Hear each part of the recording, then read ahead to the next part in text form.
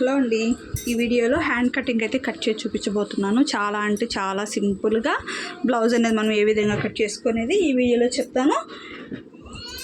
Measurement అయితే కరెక్ట్గా ఉందన్నారండి. ఈ బ్లౌజ్కి సంబంధించిన మెజర్మెంట్ అయితే కరెక్ట్గా ఉందన్నమాట. సేమ్ ఇప్పుడు ఇది ఎలా అయితే ఉందో సేమ్ అలానే ఫాలో అయిపోదాము.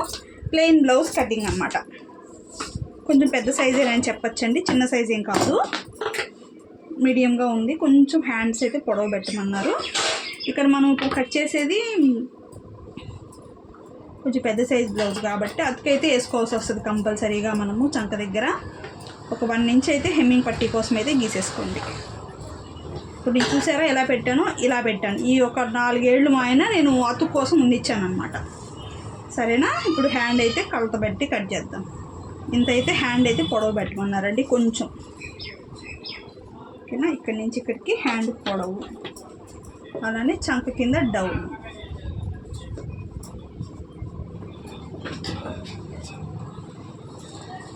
చూస్తున్నారు కదా, ఈ విధంగా అయితే మనం కట్ చేస్తాం.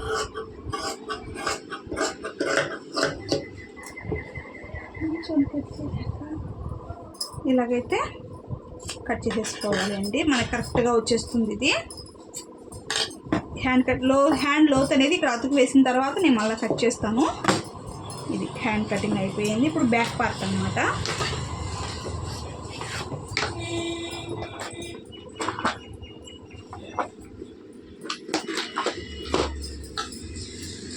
బ్లౌజ్ వచ్చేటప్పటికి స్ట్రైట్ కటింగ్ అనండి, క్రాస్ కటింగ్ కాదు. ఇలాగా ఒక లైన్ అయితే గీసుకోండి. మీకు కనిపిస్తుందా ఫ్రెండ్స్? ఇప్పుడు చెస్ట్ లూజ్ అనేది మనం చూసుకోవాలి. ఎలాగా? కాజపట్టి దగ్గర నుంచి చంక దగ్గర వరకు ఇలాగ ప్లస్ గుర్తు వరకు అయితే మనము లూజ్గా అయితే తీసుకోవాలి. చెస్ట్ లూజ్గా ఒక 2 ఇంచులు ఖర్చు కోసం సరిపోతుంది. ఒక 1/2 ఇంచ్ అటు ఇటు పెట్టుకున్నా పెద్ద ప్రాబ్లం ఏమి ఉండదండి. మనం సైడ్ జాయింట్ చేసేటప్పుడు చూసేసుకున్నామంటే సరిపోతుంది. ఇప్పుడు ఈ వీడియో మీరు కొత్తగా నేర్చుకున్నప్పుడు చాలా ఈజీగా అర్థమవుతుంది. ఇవ్వండి ఇలాగా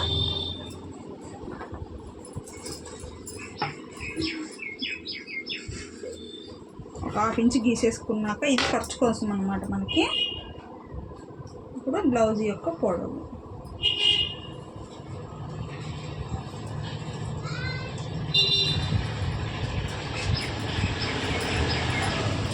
ఇక్కడ నుంచి ఇక్కడికి వచ్చింది. ఇలా గీసేసుకున్నాక నెక్ వచ్చేటప్పటికి 2.5 ఇంచులు నెక్. షోల్డర్ వచ్చేసి నేను మ్యాక్సిమం నెక్ అయితే ఎవరికైనా 2.5 తీసుకుంటానండి. సరిపోతుంది, ఏం ప్రాబ్లం రాదు వాళ్ళ నుంచి మనకి. ఇప్పుడు చంక కింద డౌన్ కూడా మీరు 5.5 తీసుకోండి ఫ్రెండ్స్, సరిపోతుంది, ఏం ప్రాబ్లం కాదు. 5.5 చంక రౌండ్ కూడా ఇలాగా. కానీ ఇప్పుడు బ్యాక్ నెక్ అన్నిటికీ కొన్ని కొలతలు అనేటివి కన్ఫామ్గా ఒకేలా ఉంటాయండి ఎవరికైనా కూడా. డీప్ కొంచెం ఏదైనా బిర్రు అలా వచ్చినప్పుడు డౌన్, చంక డౌన్ అనేది కావచ్చు, కొన్ని మనం చూసుకోవాల్సి వస్తుంది. కింద 1/2 ఇంచ్ బ్యాక్ నెక్ కింద 1/2 ఇంచ్ దగ్గర నుంచి ఇక్కడికి ఒక 1/2 ఇంచ్ పైకి నెక్ అయితే రౌండ్ నెక్ అండి.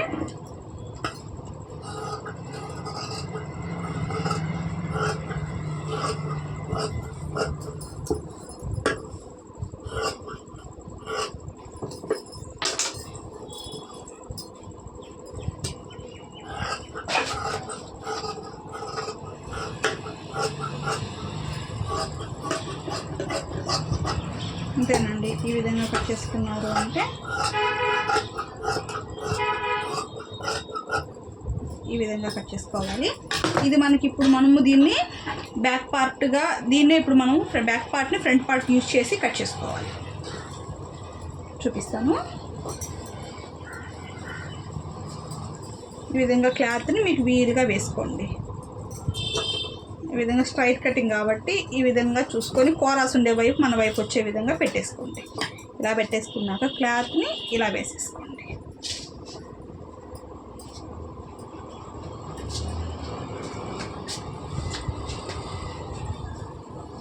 మీ క్లాత్ని వీలుని బట్టి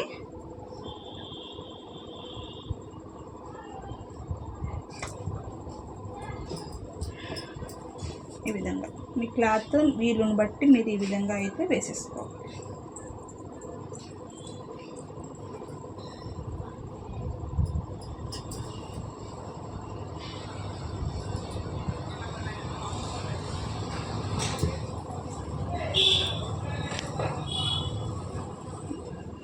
ఈ విధంగా అయితే పెట్టేసుకున్న తర్వాత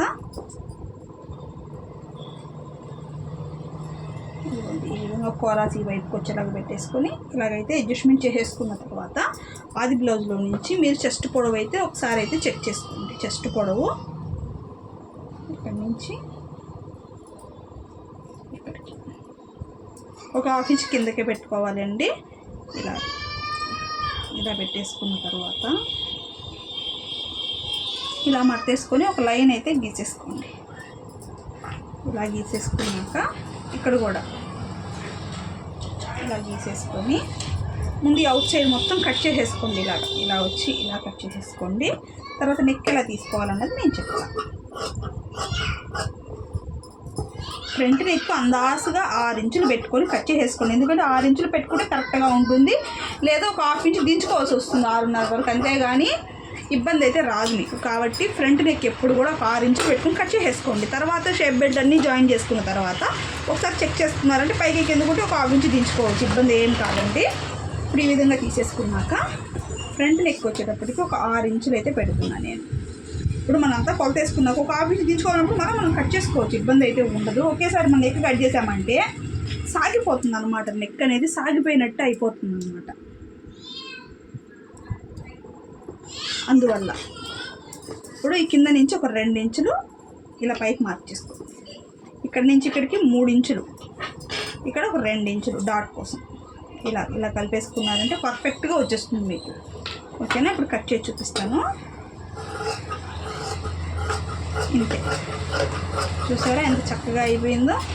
ఫ్రంట్ నెక్ కూడా మీరు ఇట్లా 6 ఇంచులు పెట్టి కట్ చేసుకున్నారు అని అంటే ఇక్కడి నుంచి ఇక్కడికి 2 ఇంచులు, ఇక్కడికి ఫ్రంట్లో ఒక 2 ఇంచుల కింద నుంచి మనం చంకలో అయితే లోతు తీసుకోవాలి. ఇంతే, చూసారా ఎంత చక్కగా అయిపోయిందో. ఫ్రంట్ పార్ట్ కూడా పర్ఫెక్ట్ కటింగ్ వస్తుంది అన్నమాట. ఓకేనా? ఇప్పుడు షేప్ బెల్ట్ కూడా మీరు ఈజీగా తీసేసుకోవచ్చు. నేను చూపిస్తానండి. ఇలా పెట్టేసుకొని క్లాత్ని ఒక హాఫ్ ఇంచ్ కింద ఖర్చు కోసం గీసేసుకొని ఇలా తీసుకోండి. కింద హాఫ్ ఇంచ్ వదిలేసుకోవాలి ఖర్చుకి. ఇలా పెట్టుకొని ఇక్కడ ఉంది కుట్టు ఒక హాఫ్ ఇంచ్ పైకి ఇలాగ మార్కింగ్ వేసుకోండి. ఇలాగ మధ్యలో కూడా పట్టుకొని షేప్ బెల్ట్ అనేది మనం కరెక్ట్గా అయితే తీసుకోవాల్సి వస్తుంది. ఈ విధంగా ఆది బ్లౌజ్లో నుంచే మనం షేప్ బెల్ట్ అనేది తీసుకున్నాము అంటే కస్టమర్ బ్లౌజ్కి ఎలా అయితే ఉందో సేమ్ మనకి అదే విధంగా వచ్చేస్తుంది అన్నట్టు. చూసారు కదా ఫ్రెండ్స్? ఓకేనా? చాలా అంటే చాలా ఈజీగా చేసుకోవచ్చండి. నచ్చితే ఒక చిన్న లైక్ చేసి సపోర్ట్ చేయండి ఫ్రెండ్స్. ఇంతే, బ్లౌజ్ కటింగ్ అయితే చాలా అంటే చాలా సింపుల్గా కొత్తగా నేర్చుకునే వాళ్ళు కూడా ఈజీగా కట్ చేసుకునే విధంగా ఉంటుంది మన కటింగ్ అయితే. లైక్ చేయండి, షేర్ చేయండి, సబ్స్క్రైబ్ చేసుకోండి. ఓకేనా? మరో వీడియోలో మళ్ళీ కలుసుకుంటాను. బాయ్.